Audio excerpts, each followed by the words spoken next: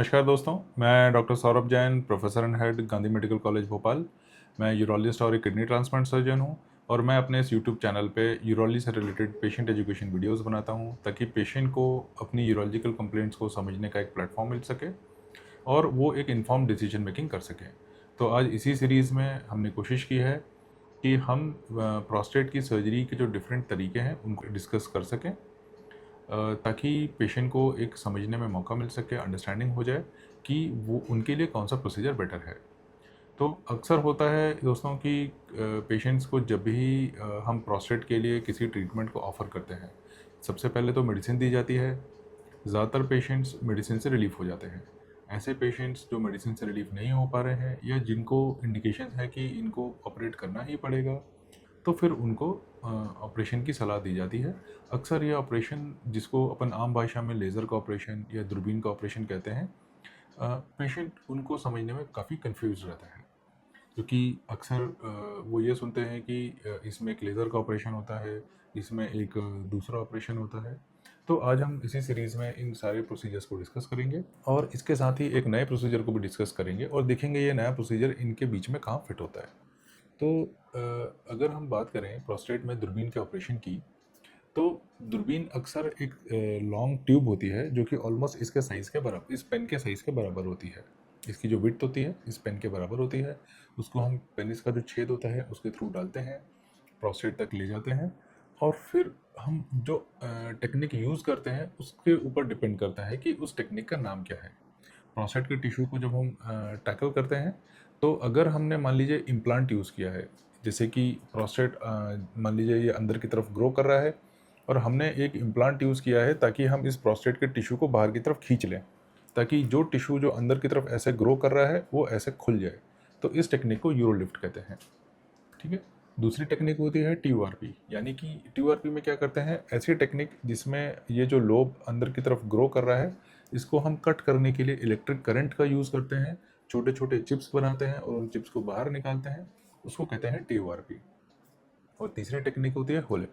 होलिप में क्या करते हैं, हम इस प्रोस्टेट के टिश्यू को हम छोटे छोटे चिप्स में कट नहीं करते हैं, हम क्या करते हैं, इसको पूरा का पूरा एक लोब में निकालते हैं, पेशाब की थैली के अंदर डाल देते हैं और फिर एक मॉर्सिलेटर ले जाते हैं और उस मॉर्सिलेटर से उसको छोटे छोटे उसको टिश्यू के अंदर ग्राइंड करके बाहर निकाल लेते हैं। इस टेक्निक को होलिप कहते हैं। तीनों टेक्निक ही स्टैंडर्ड हैं, तीनों के अपने इंडिकेशंस हैं, तीनों के अपने फ़ायदे हैं, तीनों के अपने नुकसान हैं। आपके लिए कौन सी टेक्निक सूट करती है, आपके लिए कौन सी टेक्निक बेटर है, डिपेंड और आपकी जो सर्जिकल आउटकम है डिपेंड करेगा उसी चीज़ पे कि टेक्निक आपके लिए बेहतर है कि नहीं है।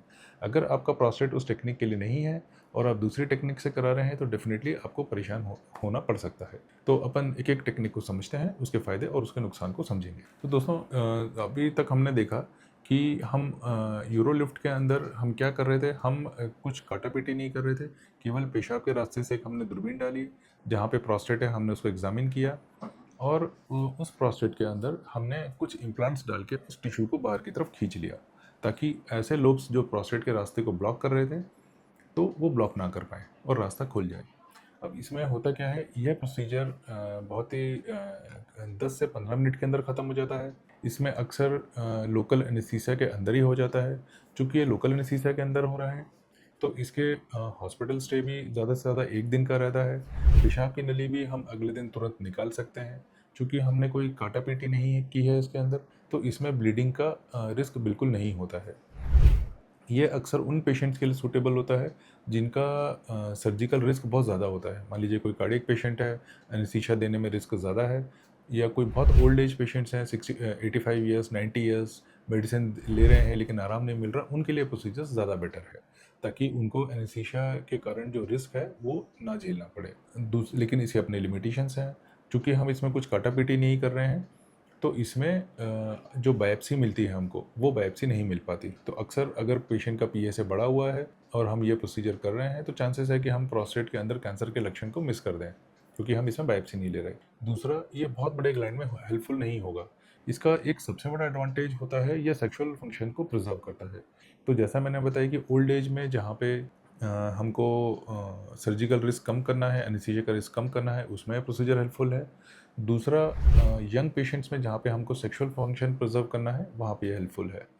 ये रेट्रोग्रेड इजैकुलेशन का इंसिडेंस इसमें ऑलमोस्ट ना के बराबर होता है, लेकिन इसका एक सबसे मेजर लिमिटेशन है कॉस्ट। यह इन तीनों प्रोसीजर में सबसे कॉस्टली प्रोसीजर है।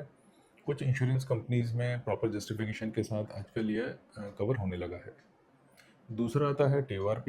TORP में हम वही दूरबीन डालते हैं, लेकिन हमको और दूरबीन डाल के हम जो प्रोस्थेटिक टिश्यू होता है उसको एक करंट के माध्यम से छोटे छोटे टुकड़ों में काट काट के निकालते हैं। उन टुकड़ों को बायोप्सी के लिए भेजते हैं। पेशेंट को अक्सर कैथेटर जो होता है 4 से 5 दिन के लिए छोड़ते हैं पेशाब की नली को, और 4 से 5 दिन के बाद पेशेंट जब कैथेटर निकलता है, कुछ लोगों को हो सकता है पेशाब में थोड़ी सी जलन रहे। चूँकि हम काटापीटी कर रहे हैं तो इसमें ब्लीडिंग का भी रिस्क होता है।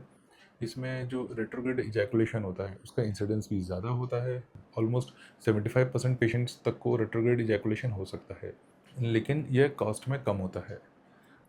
यह अक्सर किसी भी साइज़ के प्रोस्टेट को हम इसे डील कर सकते हैं, लेकिन चूंकि इसमें एनेस्थीसिया देना है तो यह कार्डियक पेशेंट्स के लिए थोड़ा सा रिस्की होता है। दूसरा, यंग पेशेंट्स में जिनको अपना सेक्सुअल फंक्शन प्रिजर्व करना है उनमें यह प्रेफरेबल नहीं होगा, क्योंकि इसमें इजैकुलेशन प्रिजर्व होने के चांसेस कम रहते हैं। तीसरा, वही अगर हम होलिप की बात करें तो होलिप में क्या करते हैं, वही सेम दूरबीन हमने यूज़ की, उस दूरबीन के थ्रू हम एक लेज़र फाइबर डालते हैं।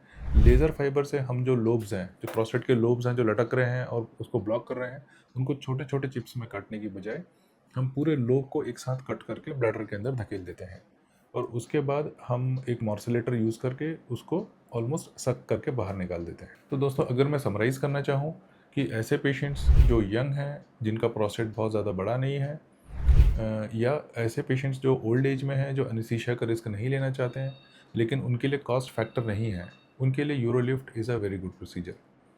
ऐसे पेशेंट्स जो एक मॉडरेट कॉस्ट के अंदर एक रीजनेबल प्रोस्टेट को ऑपरेट कराना चाहते हैं, उनके लिए TORP एक अच्छा ऑप्शन है।